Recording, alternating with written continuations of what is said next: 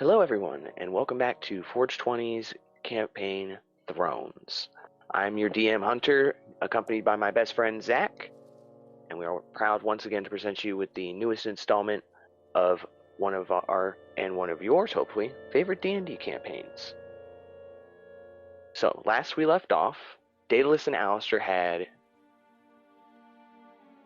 made their way through the town of Findalen. They had gone around, met with a few people here and there, met with the maester, talked with a few of the important townsfolk here at the, I believe it was the general store. It was the Barthen's Provisions.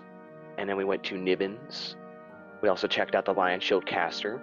Each of these places yielded different results. At the Lion Shield Caster, we were able to give our sort of attire, our gear, to be refurbished, remodeled, repaired, upgraded even. We also went and spoke with Nibbin, who sent us on a quest to go to the local excavation site to rescue a friend of his, a business partner that is in grave danger. He's not heard from him in a fortnight, ever since the dragon showed up.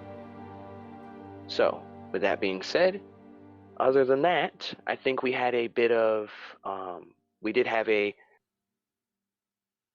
I would say, important discussion that took place between Alistair and Daedalus, where the two of them were able to speak more on their ideals, their motives, and what drives them. They have a better understanding of where they're going and why, and they have a better understanding of what the other person wants to do. In particular, they understand that maybe there is a way for the two of them to take this quest beyond just restoring the Vale to its once greatness. It could be spread to the entire Storm Coast. They could better all of society. But humble beginnings, small steps for now.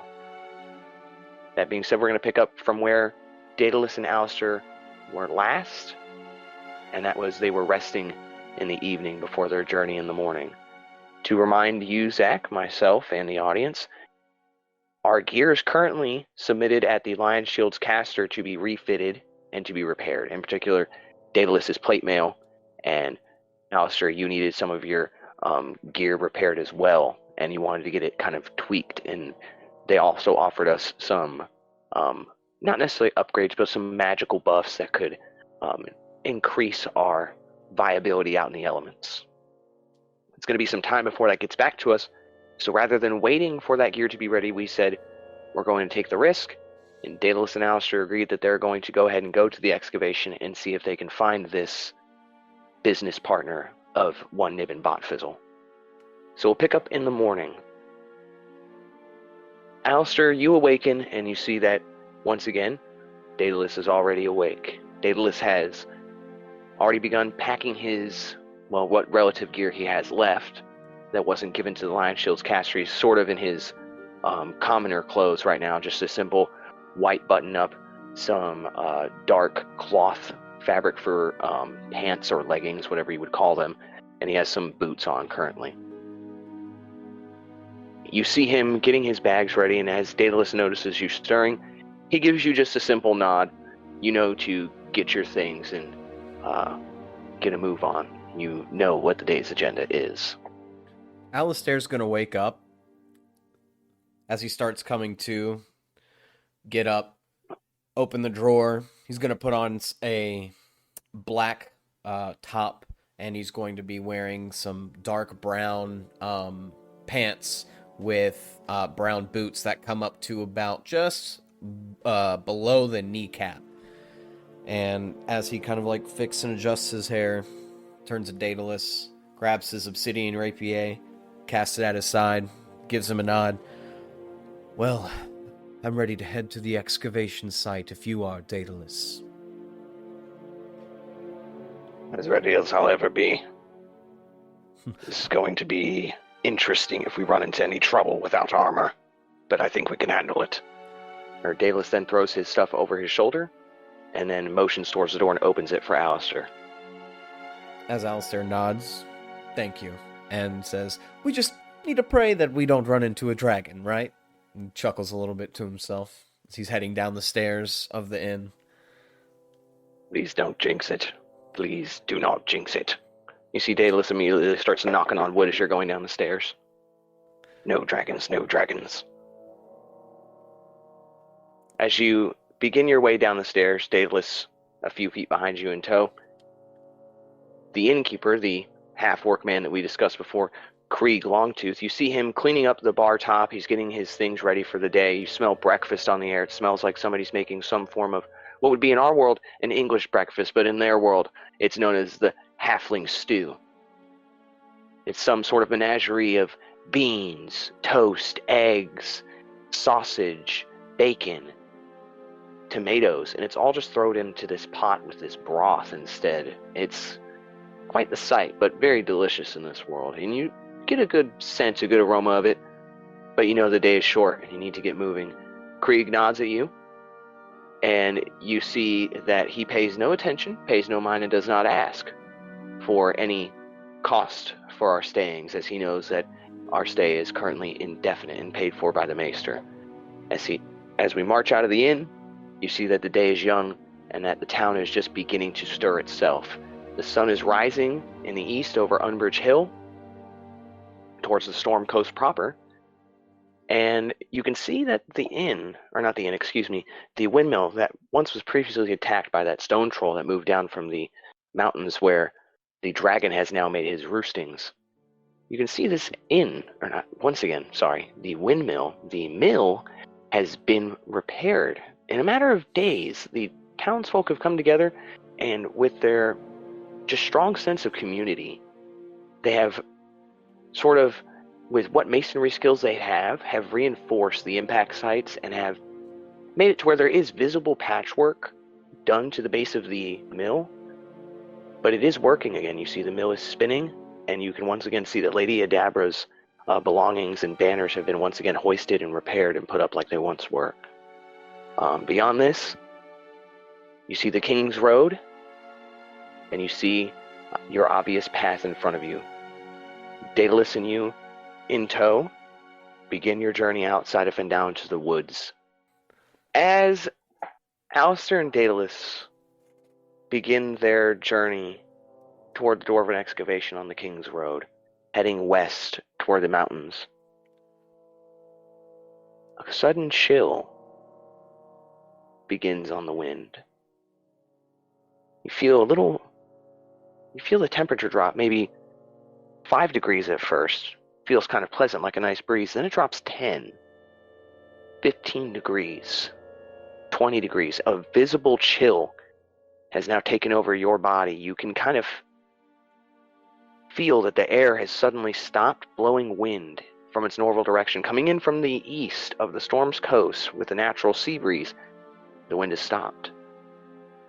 Suddenly, after a moment of silence, not even a hush from the forest around you, Daedalus and you looking to the left and looking to the right. After a sudden silence goes by, the wind begins to stop moving. Daedalus and you begin to look around. And at first you look to your left and you look to right to any signs within the forest and this path of the source of this perhaps magical change in the weather.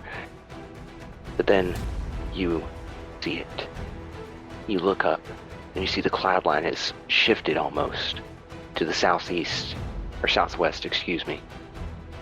Icespire Peak. You see a rolling, thick cloud line approaching. You see dark clouds.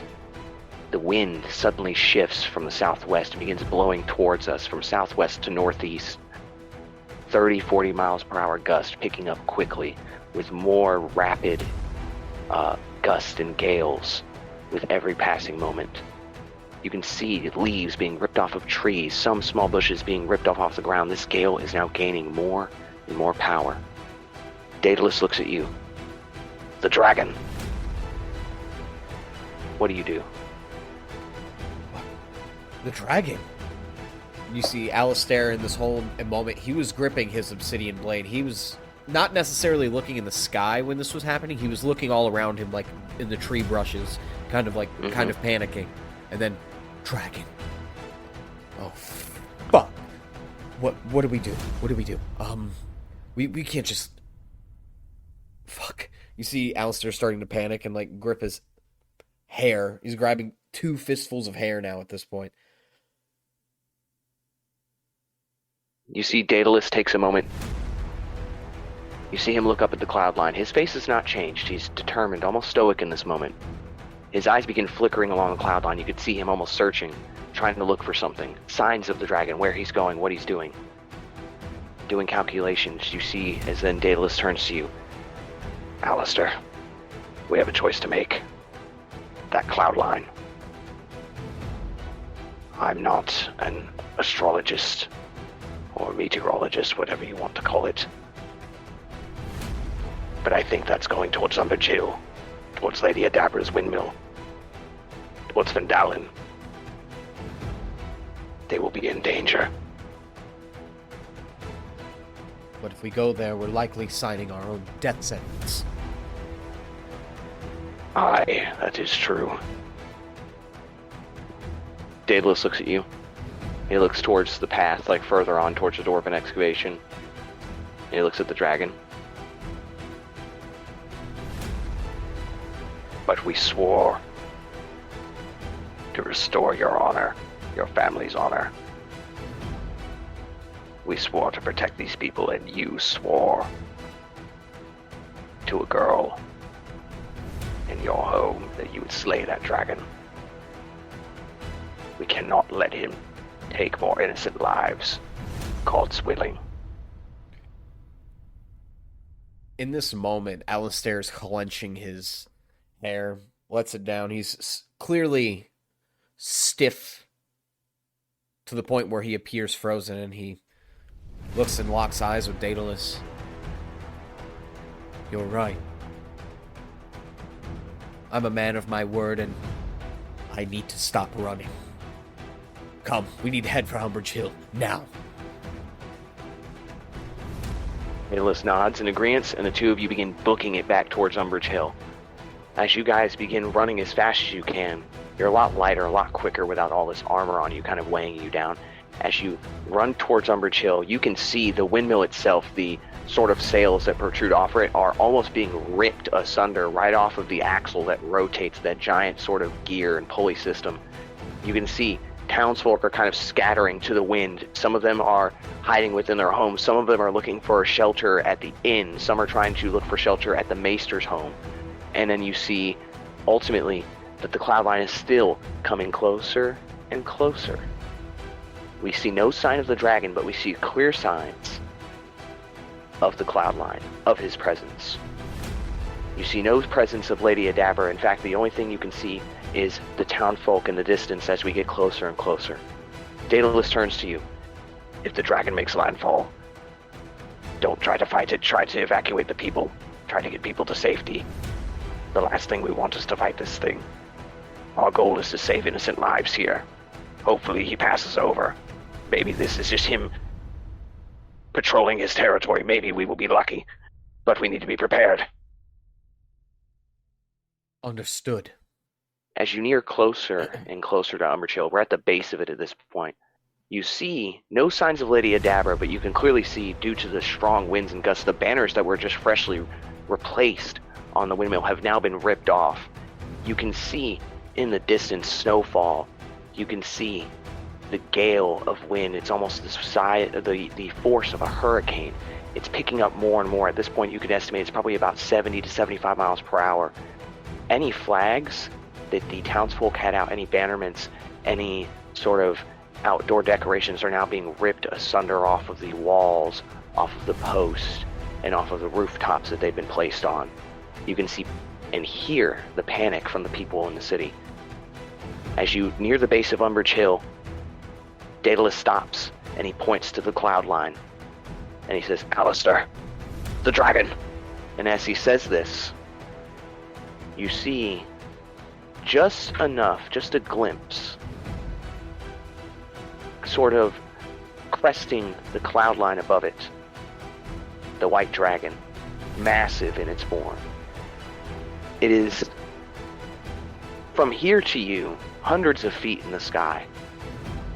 But you can clearly see that this is not a baby dragon. This is not a youth. This is an adult white dragon. This is a dragon that has reached its prime and has now begun to expand its territory. As you wait anxiously to see what the dragon does, you watch as it approaches the town. Slowly, you see the nose of the dragon kind of cresting the cloud line as its body then crests and crosses the horizon. You think for a moment, this is it, this is the end. But as you brace yourself for a conflict, to end all conflicts, you see the dragon begin to bank slightly to its right. You see it begin to bank towards the east, back towards the Storm Coast. You see the dragon is expanding its territory, its hunting grounds. It has no interest right now in the town of Fendalen. But something tells you the dragon knows you are there. You saw it, and now it has seen the town. You know for a fact, based off of the books and the readings that you did as a child with your father in your education in your formal years, when dragons are patrolling their territory, they often stake their surroundings before making an attack. They often will wait for an opportune time. They are predators, apex predators. And if he did not know Fendalen was here before, the dragon certainly knows that Fendalen is here now.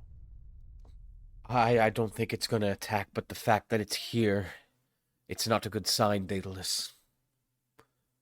If we're going to go to this excavation site, we need to be quick. It could be back at any day, in any moment. I will confess, I did not expect it to be so large. I did not expect it to be the size of a fort. I've never seen one before. And well, let's just say I am absolutely terrified with what I just saw.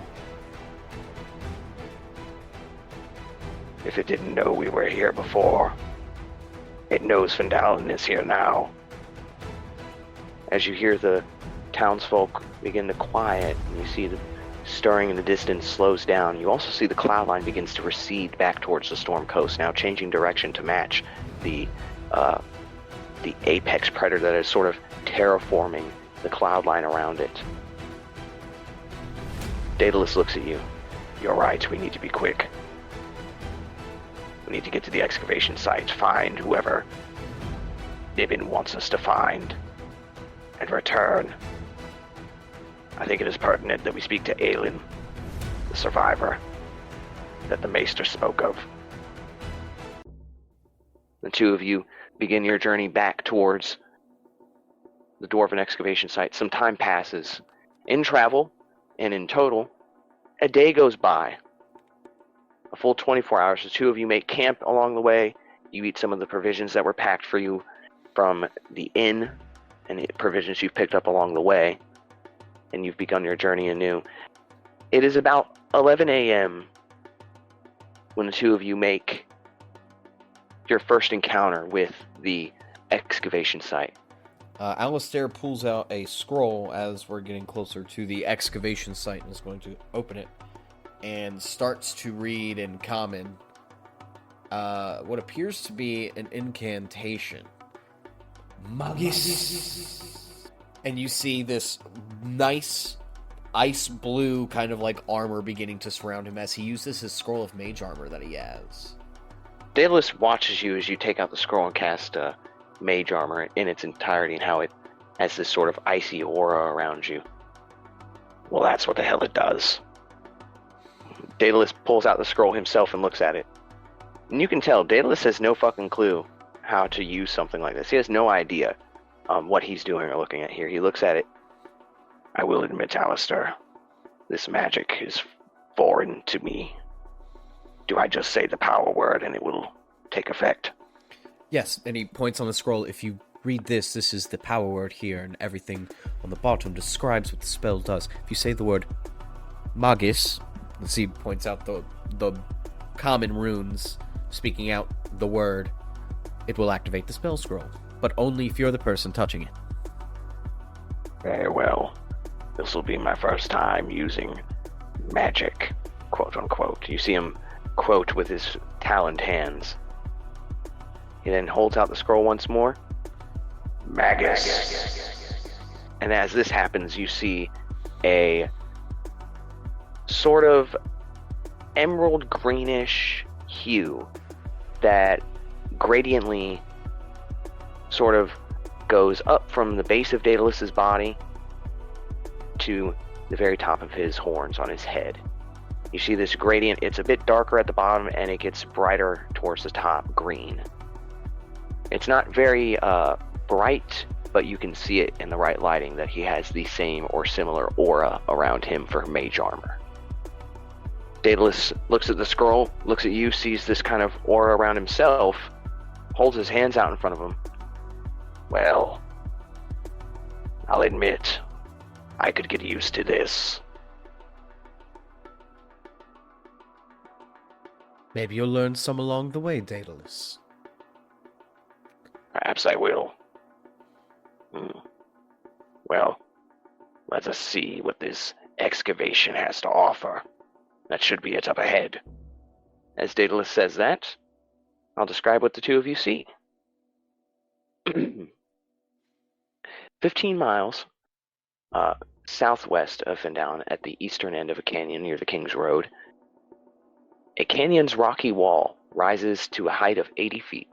At the end of the canyon, a 20-foot-high wall of black stone has a broken gate carved into it, with one stone door hanging precariously by a hinge and the other door missing. Beyond this open gate, in the shadow of a great mountain to the east, lies a ruined settlement. Currently, all is quiet, no signs of anyone or anything.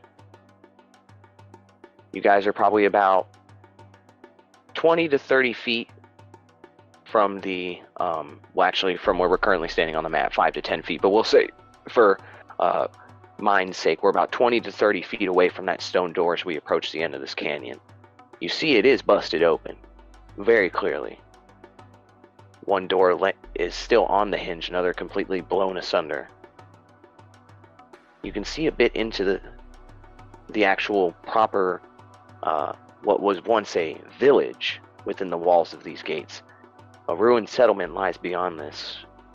Simple masonry and stonework, ancient perhaps, but long abandoned. Daedalus kind of observes and looks inside. You don't see him step in or step towards it though. He first looks to you. Well, if something doesn't scream forbidden excavation, I don't know what does. You're definitely right about that, and I guess we're looking for one of Niben's friends? I don't see them anywhere. Are we going to have to, I guess, go inside? Unfortunately, it looks like that is the truth of the matter. We will have to go inside. Did he mention a name, perhaps, of who we're looking for? Oh, if he did, I've long forgotten. Oh, that would have been useful. Oh, I forget we did have quite a few drinks that evening. Too many, might I add. You haven't forgotten what we spoke of. There will be more. There will be others. This is just a small step. Perhaps who we find here could be one of them. If they're worth the trouble, that is. Certainly, this must be some great explorer if they are a friend of Niben. Here alone, exploring a long-lost ruin. They can't be incompetent. That would be silly. Yeah, that would be quite silly. And if they were incompetent, they'd probably be dead, right? Of course. To be quite honest with you, I expect to find a dead body somewhere within here. We will bring them back, of course, to Niben, and then Niben will reward us for the endeavor. But if they are alive, they will be indebted to us. Well, guess we'll have to go in to see how that goes, and Alistair just stares into the open door of the excavation site. Daedalus just starts walking in. As you're staring, he just starts walking towards the door as you say that. Alistair begins to walk forward into the excavation site's open doors. As you step towards the doors, you take note of the one door that is currently still on the hinges. You see a depiction of a sort of twisted dwarven image that's been sort of chiseled into this stone wall, kind of a relief. And you see this twisted image of this dwarf. They're angry, they're vengeful, and you see their eyes kind of lusting at something.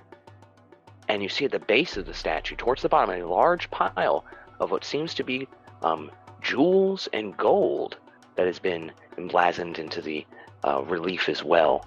You see that perhaps these dwarves worshipped or followed a being of perhaps some sort of gold mining. Some sort of divine being was worshipped here. It's very clear.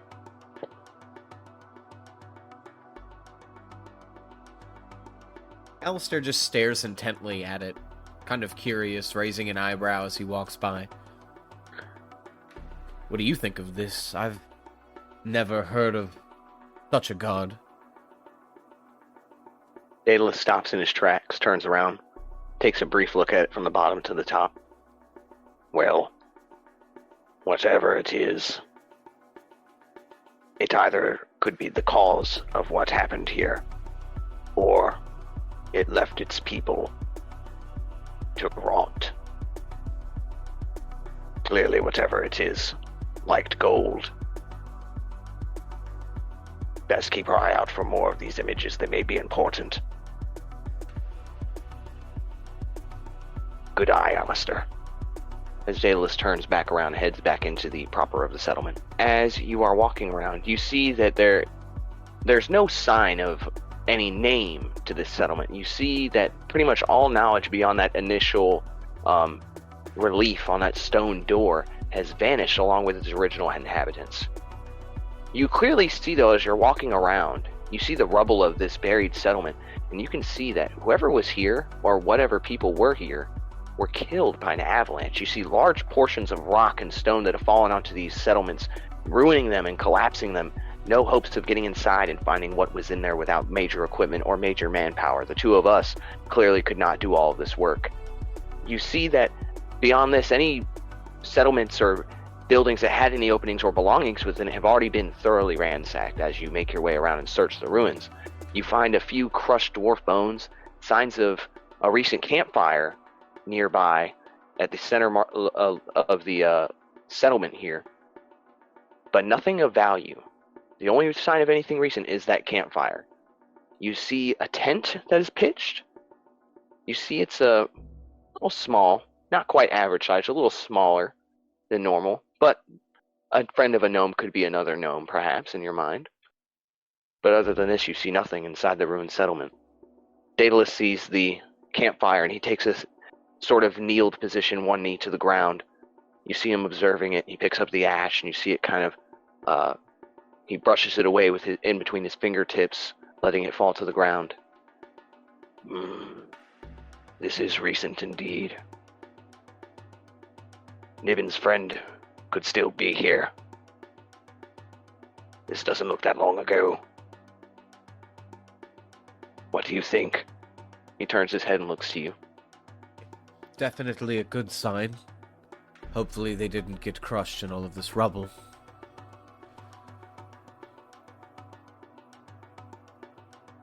Come on. No sense in wasting time here. All we see now are bones and stones. We need to head into the courtyard and the proper temple. As you guys head further in, you see a partially collapsed 10-foot-high stone wall that separates the courtyard from the settlement west of it. 3 heaps of rubble are piled high in this area. Hewn from the canyon's back wall, a 30-foot-high temple facade features steps rising to a stone platform. Cut into this facade is a 10-foot-high open doorway flanked by crumbling, life-size granite statues of cloaked dwarves. You can see these sort of twisted evil grins that are being worn on their weather-torn faces. As you approach these statues of these evil grinned dwarves that stand about 10 feet high, flanking either side of the entry to the temple, Daedalus stops. You stop as well. You see him taking in the image before him of the sort of chagrin on these statues. Daedalus remarks to you and to himself, "This is going to be a bit more hazardous than I expected for a dwarven excavation. Clearly a god of some form of greed, perhaps. What do you think, Alistair? Greed?"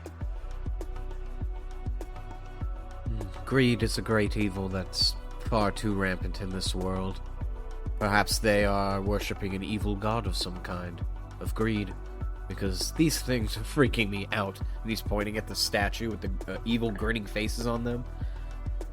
You see Daedalus you don't notice him get close, but all of a sudden Daedalus is like really close. You feel his voice. "I think it's looking at you, Alistair." Alistair turns slowly to make eye contact with it. You see it staring down at you, almost as if it's staring daggers into your body. Alistair's gonna slowly back up. "Oh, what's wrong, Darkheart? It isn't alive. It's just a statue. Come on. What's the worst that could happen?" Yeah. Daedalus starts walking closer. Totally. You're right. Yeah, totally. Alistair's gonna make his way up the steps and towards this, like, long-looking hallway here. Alright. As you make your way closer, you see a pair of stone doors that have already been what looks to be pushed open some time ago. You can't get a gist of how long it was, but they are open. As you make your way in, you can sort of see within the temple that there are some torches and sconces that have been lit, put up, and have been burning for some time. They're very dim, but there is a bit of a light to this sort of excavation. I wanted to say dungeon, but excavation. You see spikes hammered into the floor that hold open these double doors. A once secret door to the north, as you enter, stands open. But as you look inside to this room, as you make your way across this juncture, you see it holds nothing but rubble. The avalanche, the earthquake, whatever happened here, buried that path. But you look to your south, and you see a door, once again. This door, however, to the south of you, is not collapsed, but instead stands perfectly kept and sealed shut. As you approach, Daedalus looks at it, looks at you. "Well, we could go further in, or we could try to open this. It's your choice." Alistair's just gonna keep walking forward to this room here.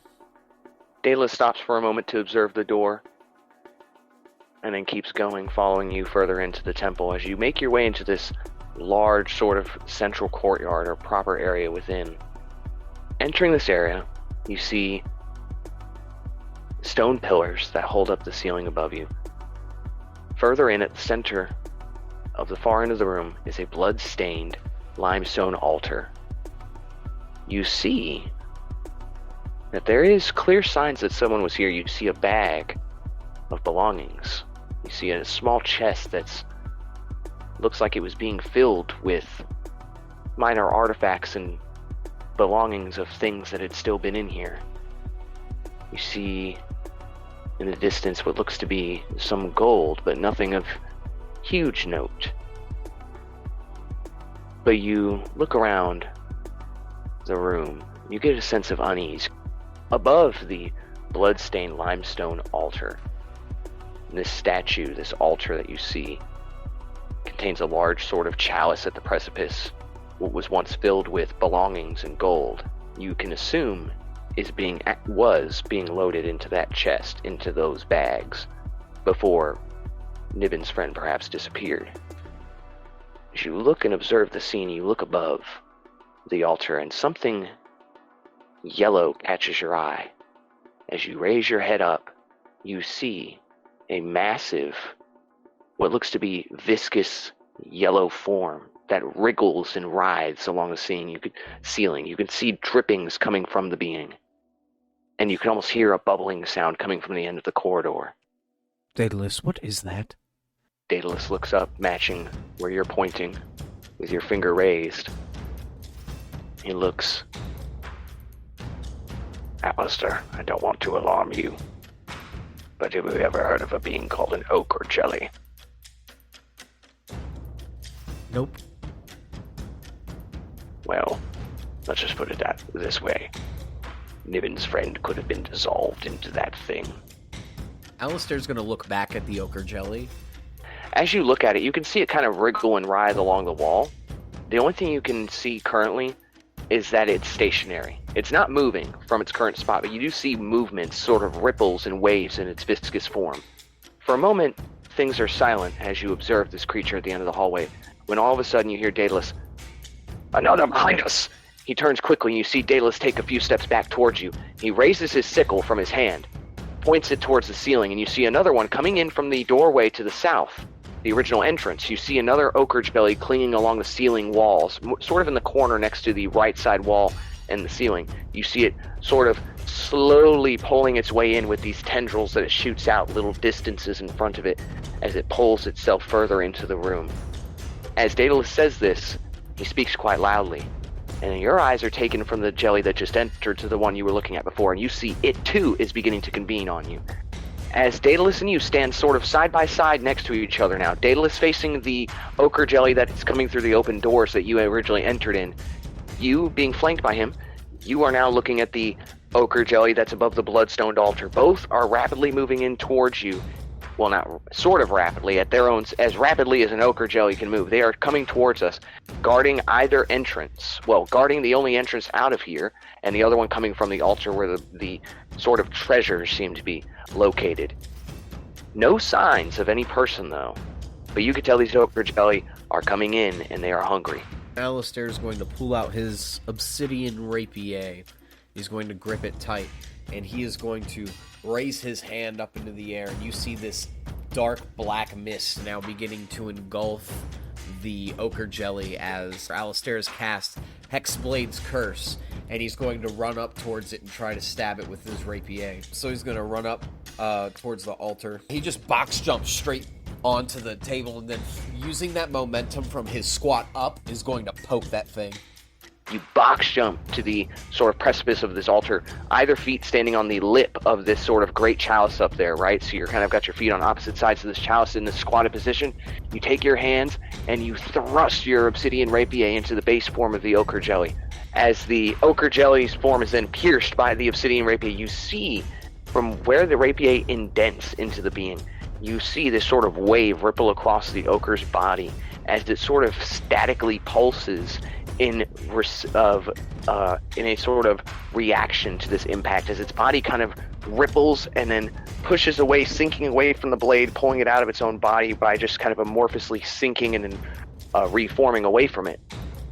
The ochre jelly is going to attempt to attack back at you. It's going to shoot a yellow sort of viscous pseudopod down at you and attempts to grapple you. It misses. So you see this sort of yellow tendril shoot out from the ochre jelly. It shoots out at a very, very a remarkable speed.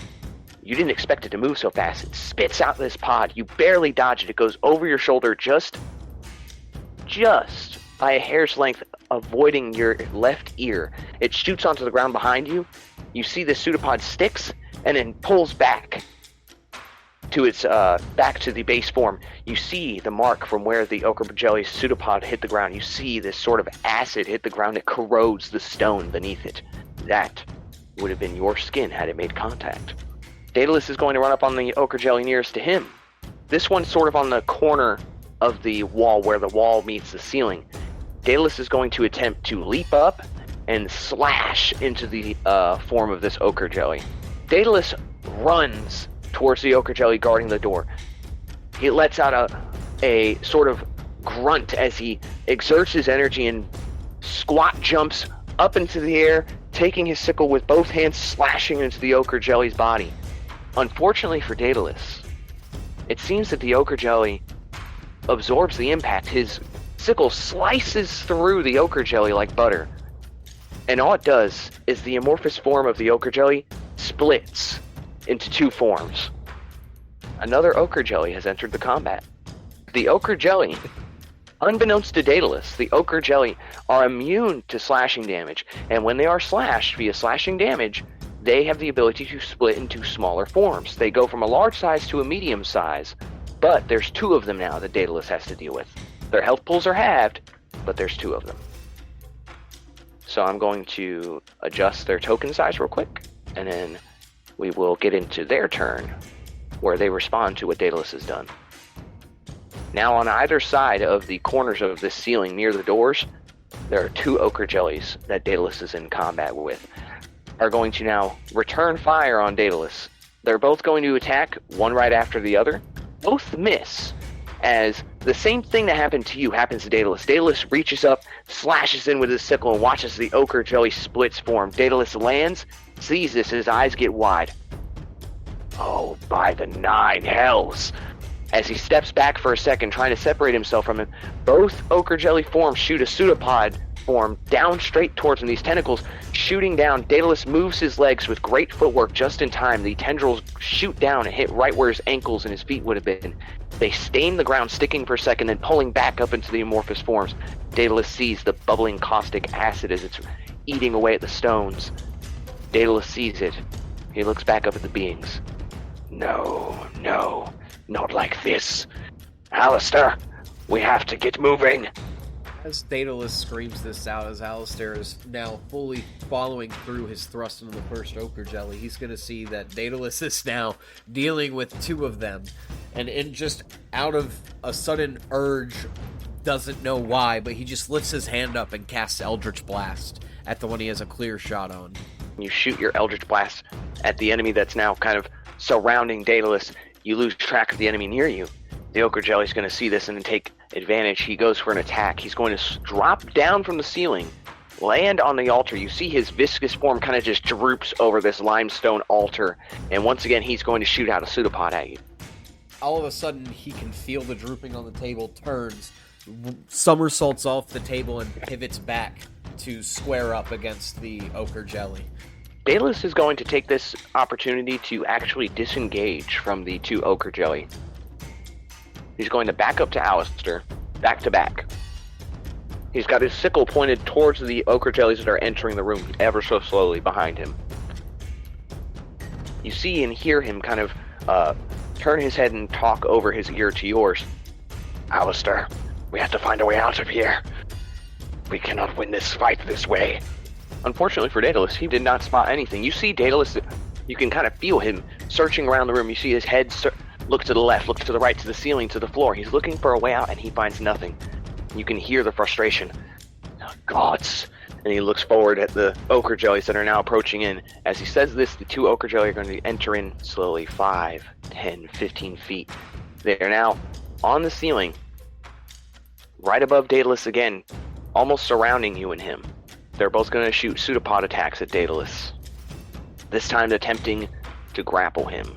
The first ochre jelly moves in right in front of Daedalus. Daedalus holds his sickle up. The pseudopod shoots out. Daedalus, with a swish and a flick of the sickle, manages to, with great timing, slice the pseudopod as it comes close enough to almost brush his scales. He cuts it asunder, making sure it doesn't hit him or Alistair. But as he does this, he loses track of the other, and the other shoots an amorphous pseudopod into his body, latching onto his sort of rib cage on his right side. The pseudopod latches into him, and it starts pulling him towards the ceiling. Just you see him being lifted up. Now that the pseudopod's latched onto his body, you see him being pulled by it up to the ceiling where the pseudopod's form actually is, the ochre jelly proper. You see him get about 5 feet into the air. Daedalus's body kind of thrashing about, trying to get the ochre jelly to let go. You see him slashing at it, but he can't quite cut the thing asunder. Every cut he makes, it just seems to reform around the initial wound. You see him being pulled up, you hear him shout down, "Let me go!" In this moment, he's going to try to help Daedalus out. Right where the ochre jelly has him, he's going to aim an Eldritch Blast right at it to try to separate Daedalus's hand from the ochre jelly. Alistair, you don't just destroy the pseudopod, describe how you kill this small ochre jelly. Alistair, while he's kind of squaring up, sees that Daedalus is in trouble, aims his hand again at this same pseudopod, and just you see this black mist shoot out of his hand, and this billowing looking mist goes right through the ochre jelly and turns it into black mist. The main ochre jelly, they're going to move up on you. He slides down the altar. You see his form just kind of ooze down quickly. The ochre jelly is going to attempt to envelop you in its form. It's just going to attempt to raise its body up, and you see how large it is. It's about 10 feet tall when it kind of extends itself, and it's just going to kind of wave itself over you in a great tide. As you watch Daedalus, he is safe. He lands, he turns, and he nods to you. As he nods to you, his eyes get wide, and you see him point, and he shouts, "Alistair, look out!" And immediately, as you turn your head, you see this giant golden jello-like form. It comes crashing down on you like a tsunami, and you are enveloped into the form of the ochre jelly. Alistair is going to, as he's completely enveloped, point downwards into the creature. And he looks like he mouths something, but because of being enveloped by this ochre jelly, you can't hear what he says, and a burst of ice energy comes out of him. The ochre jelly from the inside out, from your eyes, becomes a frozen statue with you sealed within. What Daedalus sees is you being absorbed into this ochre jelly, your form almost disappearing. He can see the silhouette of it. He shouts out, "Alistair, no!" Immediately, after shouting out, he sees that you stiffen up. The ochre jelly starts to shake violently and trembles, and then immediately freezes from the inside out into a gloriously frozen statue, and then crumples into 1,000 of little crumbling icicle pieces. You see these cubes fall apart, and from within, shattered from the ochre jelly's now reduced to nothing form, stands you. You are bloodied as can be. You fall to your knees. You are exhausted, but you are alive. Daedalus, visibly, his shoulders sink. He's relieved that you are alive, but he can see you are in great danger. "Alistair, are you okay?" "I'm fine. Let's fucking kill this thing." The ochre jelly, it's going to attempt to drop down and land on Daedalus and consume him itself. As the pseudopod is resting sort of above Daedalus, you see it ripple rapidly, and then its form just drops from the ceiling, attempting to drape over Daedalus. Daedalus sees it coming, steps 5 feet to his right, and just sidesteps the form as it lands right into the ground in front of you, and you see the cobblestone patchwork beneath it begin to bubble, and the stone begin to wither away. Daedalus is then going to look at you, and he's going to say, "Let's end this!" As you see him begin to move in towards it again with his dagger, trying to match you at a sort of performed duo strike, the two of you striking coordinated.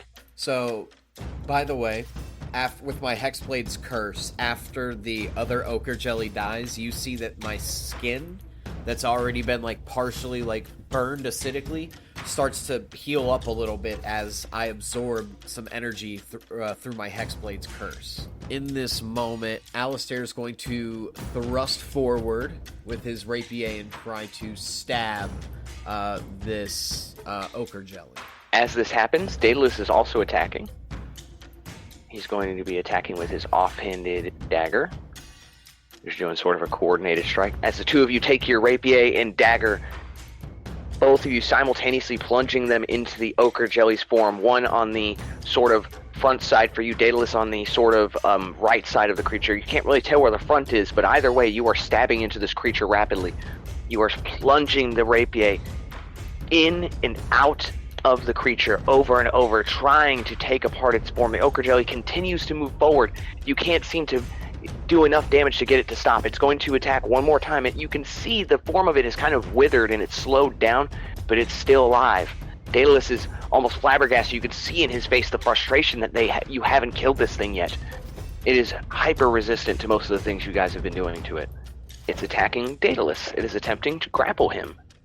As you see, the ochre jelly, after you stab the rapier in and pulls the rapier back out, Daedalus takes both of his hands, wielding the dagger this time. He's put away his sickle. He plunges the dagger into the top of the Ochre Jelly's form, plunging it in. You see him twist the dagger around as he begins to release the dagger and pull it from the form of the Ochre Jelly. The Ochre Jelly pulls the dagger further in and then shoots up and latches onto Daedalus's face, alien style. You see the Ochre Jelly has wrapped itself around Daedalus's head. You can hear the muffled from within. And you can see Daedalus is now sort of rapidly flailing, trying to get the thing off. You see the yellow viscous form has sort of wrapped its jello-like form around Daedalus's head, and you can see his hands trying to pull it apart, and all it's doing is just snapping from his fingers and his hands back to the main form, latched around his maw. Can I try to, like, tackle him to tear him off? To get some separation between the two? You could perhaps roll to grapple the creature and pull it off of Daedalus's face. You could try, but you'd have disadvantage. Fuck it, I don't... Yeah, that's what I want to do. Alright, so as you attempt to reach in and grab the creature, as you grab into the Ochre Jelly's form, you see the Ochre Jelly latches onto your hands as you touch it and starts to pull you in. And as it starts to pull you in, you kind of panic. You're like, and pull your arms away from it as quickly as you can. You do not want to get hurt either. You can't risk the both of you being pulled in there. And you pull your hands off quickly, seeing that this thing is not going to let go of him anytime soon. He's just going to scream out, Daedalus, get the fuck out of there! You see Daedalus is thrashing, his hands on either side of his face. You can hear his muffled cries and screams, for more and more frantic as the time goes on. He falls to a knee. You see his form begin to crumple. He falls to another knee. You see him weakening. His arms begin to droop to his sides. And then all of a sudden, when it looks like Daedalus is about to fall, you see within the Ochre Jelly, you see a small, glowing orange light. No. Flame. And as you realize there's a flame from within the Ochre Jelly, you see Daedalus's eyes open from within. They glow a bright green color, and then this huge inferno shoots out from within the Ochre Jelly, and you hear the roar of what would be a dragon. You hear Daedalus roar out, and fire spews from inside the Ochre Jelly, exploding it all over the temple's insides. You see the yellow viscous liquid covers him and covers you. Fire spews out from Daedalus. 10 feet into the air, he shakes his head around in fury as he falls back to his knees, and Daedalus puts his hands in front of him. He's breathing heavy.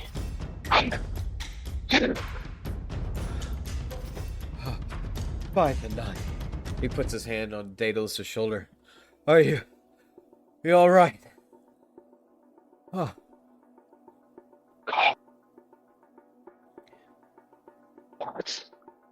You see Daedalus is he's shaken from the experience.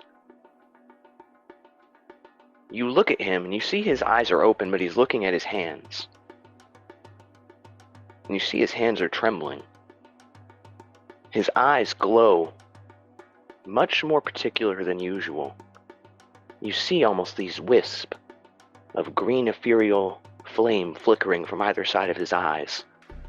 Daedalus looking at his hands, you see this almost look of shock at what just happened. You see him look at his hands.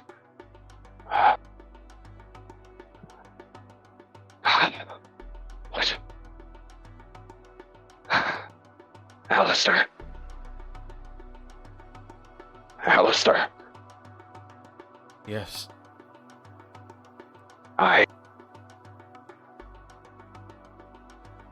Something happened. I did not mean to do that. Daedalus looks at his hands. It has been so long. I'd forgotten I could. Or I feared that I still could. You see this look of, shame overcomes Daedalus. He's alive, but you can tell what just happened was something that he himself was trying not to do. We have to keep moving, but my wounds are too much. Here, take this. I don't even think I could stand at this point. Alistair pulls out a bottle. It's a potion of healing, and he hands it to him. Drink it. Daedalus downs the potion. As he downs the potion, Daedalus gains back some of his HP. He's looking a little healthier. You can see the scalds and burns from the caustic brew of the acidic ochre jelly starts to heal on his scales. Daedalus drops the now empty potion vial and it shatters on the ground next to him. You can see strength returning to him, his muscles kind of inflating, getting a bit of their zeal back to them. He's now on one knee. He starts to stand, and he looks at you in the eye. Alistair, we need to find Niben's friend and get the hell out of here before worse happens. Alistair nods, helping Daedalus to his feet. And he asks him a question. Daedalus accepts your aid. Daedalus, did you regret what you just did? Is there a reason or a purpose behind it? As you were helping him to his feet, and he gets to his feet, he starts to walk away to look around this sanctum. He approached the altar, and as he's approaching this altar, he stops right at its precipice, right at the base of it, rather, as you say that, and you see this kind of sink into his shoulders, like he did not want you to ask that. His head tilts down towards the ground. It has been a lifetime since I last breathed fire, since my lips released flame upon those that would harm me.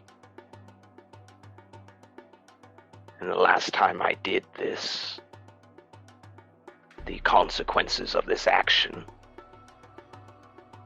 were most dire. People I cared about were hurt. I've forgotten what it was to use such a thing. I had taken an oath to never do it again, to never breathe that flame that sparked so much pain. And yet in moments of desperation, when my life is on the line, I crumpled, and I did it again. I know it was only for my own preservation, but an oath is an oath. And you see him just kind of sigh. I'm sorry, Alistair. I should have told you back at the inn why I don't use my fire breath when you first asked. It is because of that day long ago. People I cared about were hurt because of me. I promised myself I wouldn't do it again, and yet here I am. Alistair nods upon hearing this and looks at him. Well, no matter what it happens to us, Daedalus, we're trying to be good people now, so that we can stop hurting the people that we love and care about so much. He kind of pats him on the shoulder. Looking a little somber, starting to look around. Well, you said we needed to find Niben's friend. I guess we need to find another avenue to get deeper. Daedalus kind of not. You see him as you pat him on the shoulder. He also begins to search, looking around the room. Less frantic now. You guys begin stepping out by the pillars towards the edge of the room. Daedalus, as he's searching the room, watching you approach the sort of western side of the facility, kind of wandering around from the pillars to the corners, kind of looking at any sign of an entrance or a secret passageway. You see Daedalus walks very calmly to the opposite side as he approaches a wall. At this wall, there's a small relief, and it's of the same stone face you saw at the front gate on that broken door that stuck barely on its hinge. As Daedalus begins to examine it, he sees at the base of the statue the relief of gold. It is a bit distended, and you can see what looks to be sort of a slot where one would perhaps put an offering to maybe get the door to open. Daedalus looks at it.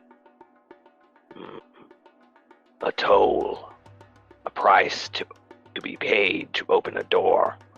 And he looks at Alistair.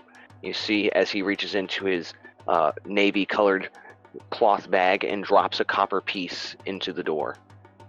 As he drops the copper piece and you hear it ting, ting, ting, ting, ting into the receptacle, the door shudders for a moment and slides back open. As you look inside, you see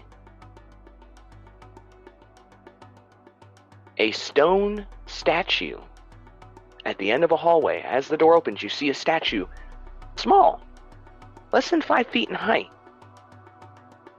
You see what looks to be not a gnome, certainly not a halfling. Almost, you look at it and it looks like a raccoon at first, but it's more humanoid. Something tells you it's not quite a raccoon, but something similar. You look at its patterns all over its body. You see it's wearing clothes. This, what once was a furry little creature, is now frozen in place, in time, in stone. Daedalus looking in over your shoulder. Oh gods, do you think that's Niven's friend? Don't know if it is or not. How would we be able to tell? That's kind of gonna be the hard part. Daedalus kind of looks at it from a distance. Well, I guess we'll have to go in and see. Daedalus kind of walks ahead of you and approaches the statue. Do you walk in behind him? Yes. As you walk in behind him, the door shuts, locking behind you.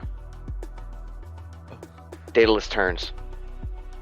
Alistair, why did you shut the door? I didn't shut the door. The door closed on its own. Daedalus kind of squints at you, and he kind of looks back at the statue. Well, only one way now. Forward. He moves to the opposite side of the statue and begins to examine it. Do you join him? Yeah, I'm gonna examine the statue. Daedalus begins observing the statue before him, and you can see, describing before you the little creature, this fuzzy little man standing on all fours. You see a puffy little tail behind him. You see his face kind of inked back, 2 hands outstretched as if for mercy, like stop, like putting his hands to stop what was ever coming or doing this. His eyes kind of looking in fear away, his face in a coward's grim. And beyond that, you see mostly basic adventurer explorer clothes. I mean, he has a commoner's shirt on, buttons up. You see a backpack upon him. You see a small a wand attached to his hip. And you see a normal pair of brown pants. He wears no boots, but you see the most adorable little chubby paws. And as he reaches out, you almost feel sorry for the creature. As if he was afraid. Daedalus sees this and turns around to the other side behind him. And another door sits there. Daedalus looks at you. Alistair, I think this room is trapped. We must be careful so we don't suffer the same fate as this raccoon thing? Yes, we will call him a raccoon for now. And then Daedalus kind of looks at him. I wonder if we could just sort of, take him with us. Daedalus kind of reaches down. He's just going to pick up the statue. He thinks it's Niben's friend. This is the only living thing in here he's seen, or somewhat living. Daedalus picks up the stone statue of the little man, the little furry man, and sort of holds it with one hand, like a football. And he kind of curls it up, and he looks at you. Well, if this is Niben's friend, we're going to have to take him with us anyways, and if not, maybe we unpetrify him and free him. Either way, perhaps we learn something, or gain something. Alistair thinks for a moment, just shrugs his shoulders. Alright. As you guys stand in this room now, do you want to return the way you were, or do you want to go further in? Let's see what's further in. Fuck it. Daedalus begins walking further in towards the door that is sealed. As he moves towards the other end of the corridor, you see another statue. This time no receptacle at the base of it. You just see the 2 eyes are now gems. Both red rubies. They look upon Daedalus. You see them have this sort of light emanating off of them from the door. Daedalus kind of looks at them. He turns back and looks at you. Well, whatever these are probably did this to him. And he looks down at the little furry being. Interesting. So how do we get through this door? Is it another offering? You do not see a receptacle here. There are no receptacles. You only see the two glowing eyes. Daedalus sees the sort of scarlet light that's protruding from these gems. He sees their light protruding exactly to where he's standing. He looks at you, and he looks at the light. I'm going to wager that light is whatever did that to him. And he kind of holds up the statue in front of him towards the light. I don't understand how we would open this, but I don't want to become like him. Perhaps there is some sort of offering, or something we could find. Daedalus begins thinking very hard. He does not solve it. He is completely perplexed. He's just standing there. You see him stroking his chin with his one free hand. He looks at you. I'm completely stumped. Alistair, you're the wizard here. Figure it out. Alistair in this moment is going to try to get a feel for this, light. As you approach the glowing energies, you get the sense that as you investigate and sort of, I would say, interact with the natural magical weave that emanates from these objects, you realize that these objects are marked with a curse.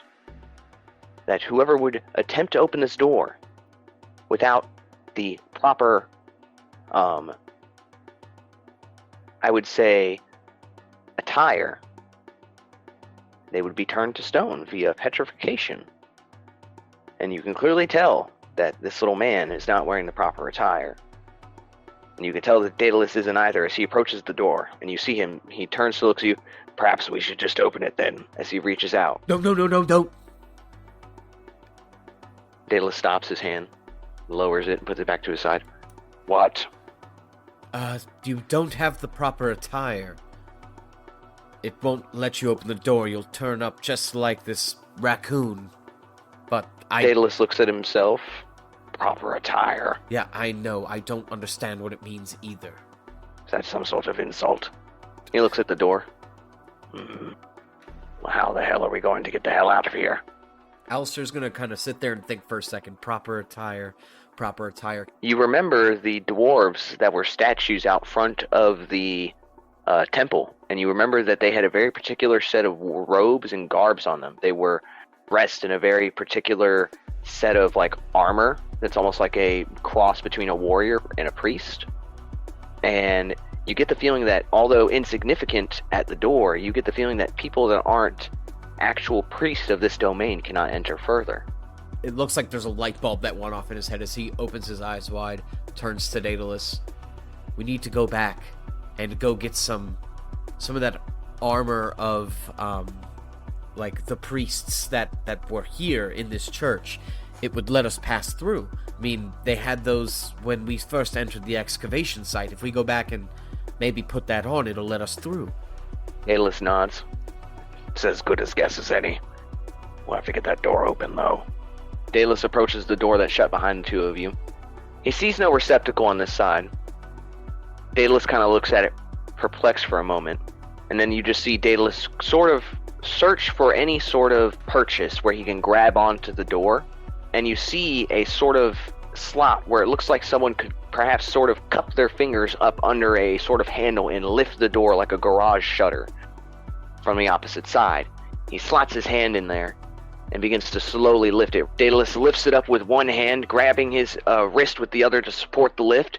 He lifts it up, and you see as the little statue's placed underneath, he kind of shoves it in underneath with his foot.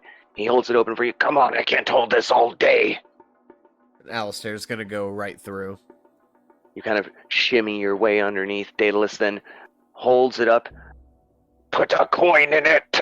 You hear him saying as he's almost dropping it now. You see his arm shaking from the strain. Alistair takes a silver piece and just into the slot. As you do it, you see the door slides completely up with ease. Daedalus lets go. 9 hells. He picks up the statue, Well, let's go find some priest robes, I guess. As you begin leaving this part of the temple, you head further out towards the entrance. You see the remnants of the ochre jellies destroyed. As you exit the two main doors in this moment, as you exit, you hear something in the distance. Something that sounds almost malevolent in nature. You hear this deep, bellowing horn. Dun, dun. Daedalus looks at you. His eyes get very wide. Alistair, do you know what that is? No. Orcs!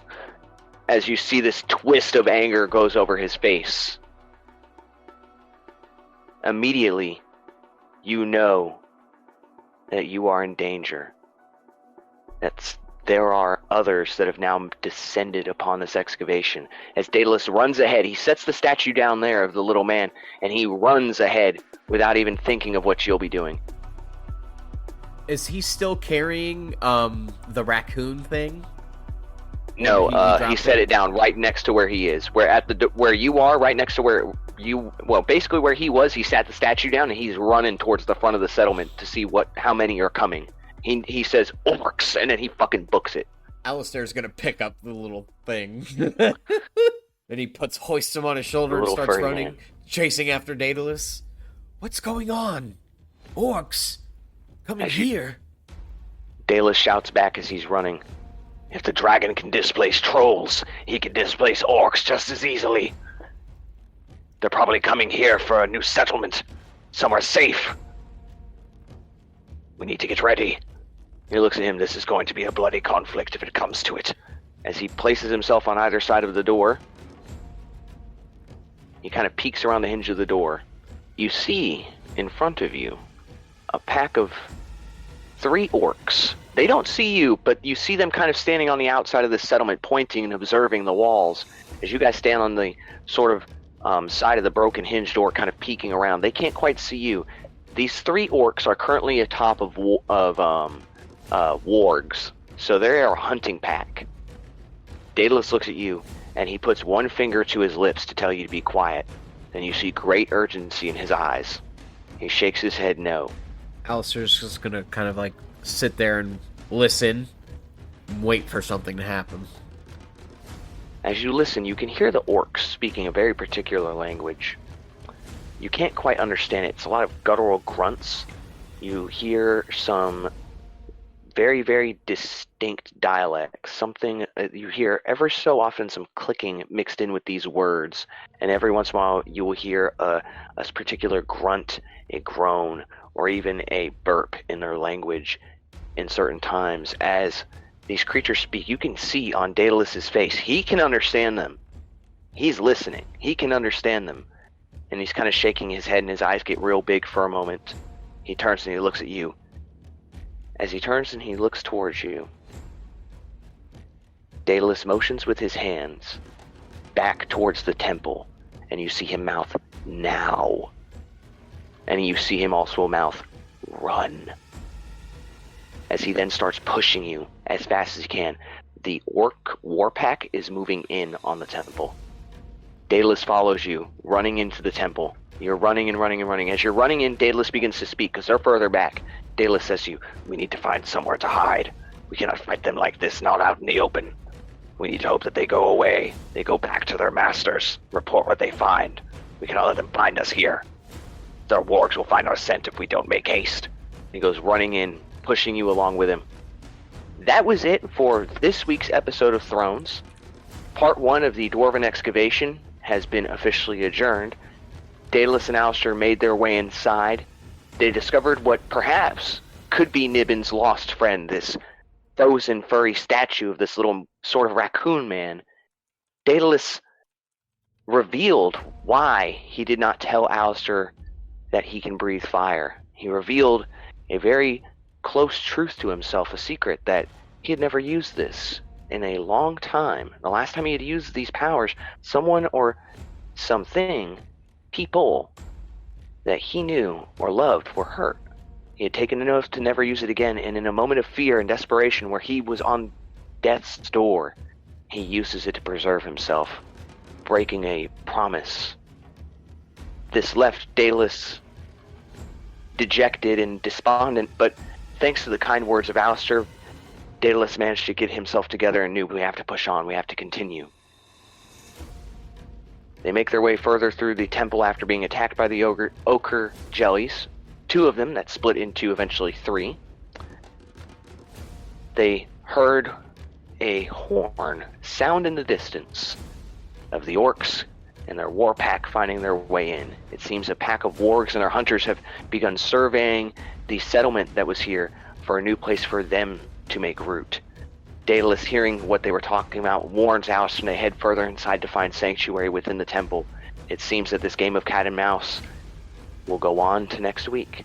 Next week, everyone, we continue this story. We finish the Dwarven excavation quest, and we set up the next part for our hero's adventure. After the Dwarven excavation, the 2 of them will eventually make their way back to Fendalen with, hopefully, Nibbin's friend in tow, to see the next step of their adventure and potentially where these orcs are coming from and who sent them. With that, I want to say thank you to everybody who's watching and who's been listening to Thrones. We've been growing every week, getting more listeners. We really appreciate all of you guys listening and taking the time out of your day to share in this adventure with us. We want to also take time to thank our patron, Melanie. We really, really appreciate you. We thank all you do. We thank you for all you do for us, all the support. If you guys are interested in becoming patrons, we drop all sorts of content there exclusive to you guys. There's exclusive Discord.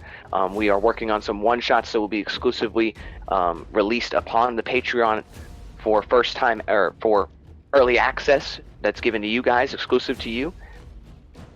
And beyond that, Zach, is there anything that you wanted to share or say in closing? Other than that, make sure you guys follow us on social media. Facebook and Instagram is where we're mostly posting. You can follow us at Forge D20 Podcast. Yeah.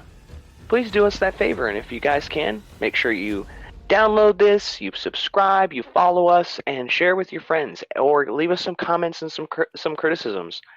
We would love to hear back from you.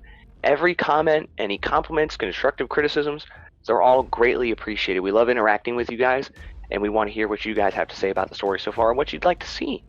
But with that said, thank you guys so much for listening, and I hope you all have a wonderful day. Bye-bye.